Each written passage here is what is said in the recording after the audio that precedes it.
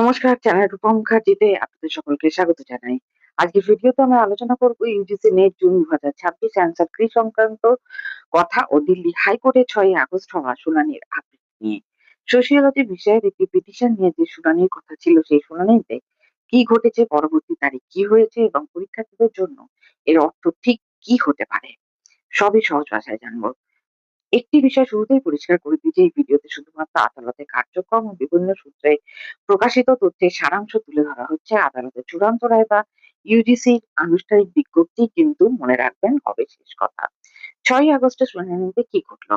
দিল্লি হাইকোর্টে সোশিওলজি বিষয়ক একটি পিটিশনের শুনানির সম্ভাবনা ছিল, কিন্তু আদালতে সেই মামলার নম্বর ওই দিন আর ডাকা হয়নি। এর ফলে মামলার মূল শুনানি সম্পূর্ণ হয়নি এবং আদালত পরবর্তী তারিখ নির্ধারণ করেছে। মামলার পরবর্তী শুনানির সম্ভাব্য তারিখ ৩রা নভেম্বর নির্ধারণ করা হয়েছে। এর অর্থ এই নয় যে অ্যান্সার কি বা রেজাল্ট সেই দিনই প্রকাশ হবে। এটি শুধুমাত্র আদালতের পরবর্তী শুনানির তারিখ। কেন এত দেরি হচ্ছে? এই মুহূর্তে সকল জুনে যারা ইউজিসি নেট এক্সাম দিয়েছেন প্রত্যেকের একটাই প্রশ্ন, এতদিন পরও কেন অ্যান্সার কি প্রকাশ হচ্ছে না? এখন পর্যন্ত ইউজিসির পক্ষ থেকে অ্যান্সার কি বিলম্বের কারণ নিয়ে কোনো বিস্তারিত সরকারি ব্যাখ্যা প্রকাশ করা হয়নি। অন্যদিকে আদালতের মামলাটা বিচারাধীন রয়েছে, ফলে পরীক্ষার্থীদের মধ্যে স্বাভাবিকভাবেই উদ্বেগ তৈরি হয়েছে। ডিসেম্বর পরীক্ষার উপর প্রভাব পড়তে পারে কি? দেখুন, ডিসেম্বর এনটিএ পরীক্ষা সময়মতো হতে পারে, কিন্তু জুনের ফল দেরি হওয়ার ফলে অনেক পরীক্ষার্থী সমস্যায় পড়তে পারেন। এখানে একটি গুরুত্বপূর্ণ বিষয় মনে রাখতে হবে। এটি কিন্তু এখনো বিচার বিশ্লেষণের স্তরে রয়েছে। এনটিএ এখনো ডিসেম্বর পরীক্ষার বিষয়ে এমন কোনো আনুষ্ঠানিক সিদ্ধান্ত ঘোষণা করেনি। তাই আপনারা কিন্তু এখনই এই মুহূর্তে কোনো সিদ্ধান্তে পৌঁছে যাবেন না। এবার প্রশ্ন হচ্ছে যে এনটিএ ও ইউজিসির অফিসিয়াল ওয়েবসাইট আমাদের নিয়মিত দেখতে হবে। শুধুমাত্র সরকারি নোটিশের উপর ভরসা করতে হবে। সোশ্যাল মিডিয়ার গুজব এড়িয়ে চলুন। যদি ডিসেম্বর পরীক্ষা প্রস্তুতিও নিয়ে থাকেন তাহলে পড়াশোনা চালিয়ে যান, কারণ আদালতের প্রক্রিয়া চললেও ভবিষ্যতের পরীক্ষার প্রস্তুতি বন্ধ রাখা উচিত নয়। তো আজকের আপডেট থেকে যেটা জানা গেল যে দিল্লির হাইকোর্টে 6ই আগস্ট প্রত্যাশিতভাবে মামলার শুনানি হয়নি, উপরন্তু 3rd নভেম্বর পরবর্তী ডেট দিয়ে দেওয়া হয়েছে, যেটা অত্যন্ত দীর্ঘমেয়াদী সময় বলেই সকলের কাছে দুশ্চিন্তার কারণ হয়ে দাঁড়িয়েছে। অ্যান্সার কি বা রেজাল্ট প্রকাশের বিষয়ে এখনো পর্যন্ত ইউজিসি বা এনটিএ এর পক্ষ থেকে নতুন কোনো সরকারি ঘোষণা আসেনি। এখন আরেকটি সবচেয়ে বড় প্রশ্ন হলো যে এই মামলার কারণে কি অ্যান্সার কি দেরিতে আসতে পারে? সত্যি কথা বলতে কি এই মুহূর্তে নিশ্চিতভাবে কেউই বলতে পারবে না, কারণ বিষয়টি আদালতে বিচারাধীন। আদালত কি নির্দেশ দেবে তার উপর অনেক কিছু নির্ভর করবে। তবে একটা বিষয় পরিষ্কার, যদি আদালত এনটিএ বা ইউজিসির কাছে জবাব চায় তাহলে সেই প্রক্রিয়ায় কিছুটা সময় লাগতেই পারে। আবার আদালত যদি দ্রুত নিষ্পত্তির নির্দেশ দেয় তাহলে পরিস্থিতি দ্রুত বদলাতেও পারে। তাই এখনই কোনো সিদ্ধান্তে পৌঁছে যাবেন না। এই কথাটা আমি কিন্তু আপনাদের বারবার বলছি।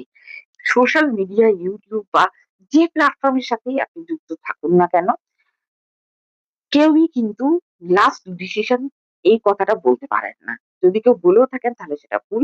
কেননা ইউজিসি বা আদালতের পক্ষ থেকে কোনো সিদ্ধান্তই জানানো হয়নি। তাই এই নিয়ে উদ্বেগ আছেন, ঠিক আছে, কিন্তু কোনো ভুল সিদ্ধান্ত নেবেন না। অনেক পরীক্ষার্থী ইতিমধ্যেই অ্যাসিস্ট্যান্ট প্রফেসর বা পিএইচডি অ্যাডমিশনের জন্য ইউজিসি নেটের ফলাফলের অপেক্ষায় রয়েছেন। অনেক বিশ্ববিদ্যালয়ে নিয়োগ বিজ্ঞপ্তি প্রকাশিত হতে শুরু হয়ে গেছে। কোথাও, কোথাও আবেদনও শুরু হয়ে যাচ্ছে। যদি তখনও রেজাল্ট প্রকাশ না হয় তাহলে বহু পরীক্ষার্থী সমস্যায় পড়তে পারেন। এই কারণে পরীক্ষার্থীদের মধ্যে উদ্বেগ বাড়ছে। ডিসেম্বর নেট পরীক্ষার্থীদের কি করা উচিত? দেখুন, অনেকেই ভাবছেন যদি জুনেরই রেজাল্টটা না আসে তাহলে কি ডিসেম্বর পরীক্ষার প্রস্তুতি নিয়ে কোনো লাভ আছে? আমি কি পরীক্ষার প্রস্তুতি বন্ধ করে দেবো?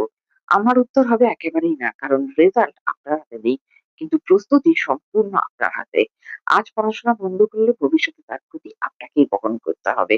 প্রতিদিন অন্তত নিয়মিত ২ ঘন্টা, সম্ভব না হলে ১ ঘন্টাও পড়াশোনা চালিয়ে যান। বিশেষ করে পেপার 1, আপনার সাবজেক্ট পেপার, পিওয়াইকিউ আর মক টেস্ট এগুলো নিয়মিত অনুশীলন করুন।